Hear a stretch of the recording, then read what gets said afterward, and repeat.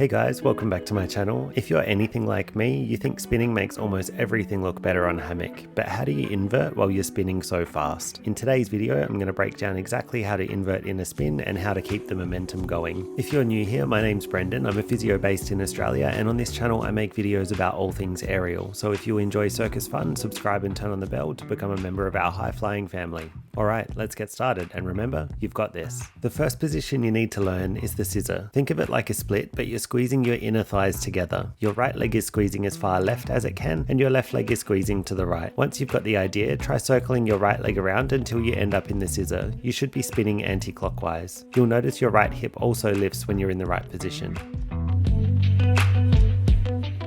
Next, we've got the fan kick. This is a similar leg movement to the hip key. You want to circle your right leg around as you're lifting it up towards the silks. Once you've got the fan kick high enough, try to invert as your legs are coming through. The left leg follows and both legs end up on the outside of the silks. Now it's time to combine these two movements. Start with your spinning scissor and then fan kick up into your invert. I'm demonstrating as two distinct movements here, but once you get used to it, let them flow together and it will become a lot easier for you. You'll be able to use the momentum of your movement rather than muscling your way through it. Once you're spinning, to go faster, pull your arms and legs in tight, and to slow down, let them move apart. If you're finding this tutorial helpful, you can support the channel by smashing the like button. Alright, so you can spin, and it's kind of fun, but it's also pretty slow. How do you do those really fast, impressive spins? That's where the backspin comes in.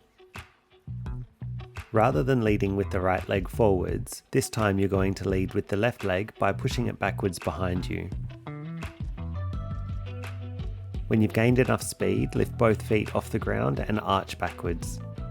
From here, the steps are the same. Circle your legs into scissor and then fan kick to invert.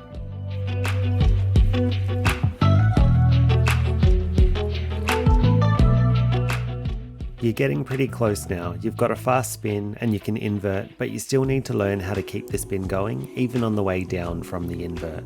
A good way to practice this is by going from the arch to scissor and back to arch repeatedly. Try to go with the spin and don't fight against it.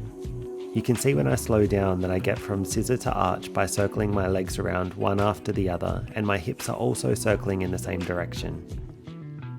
The same thing goes when moving from arch back to the scissor. Make sure your legs are moving in a circle following the direction of the spin. Finally, it's time to put everything together. Start with the backspin until you've got enough speed, and then one after the other you're going to arch, scissor, and then fan kick to invert. To keep the spin going on the way down, circle your right leg as you lower, followed by the left, and keep following the circle in the direction of the spin until you end up in an arch. Doing this on repeat is a really good conditioning exercise and it's a lot of fun.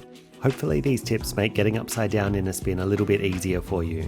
I'll leave another video here in case you haven't already seen it, and I'll see you in the next one. Bye guys!